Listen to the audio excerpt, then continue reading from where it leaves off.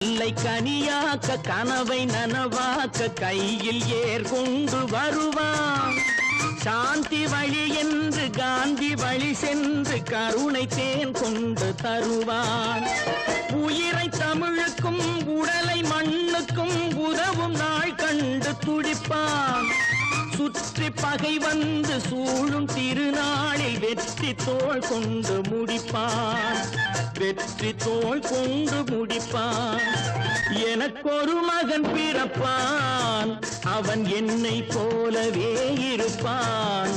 தனக்கொரு பாதையை வகுக்காமல் என் தலைவன் வழியிலே நடப்பான். ஆஹா.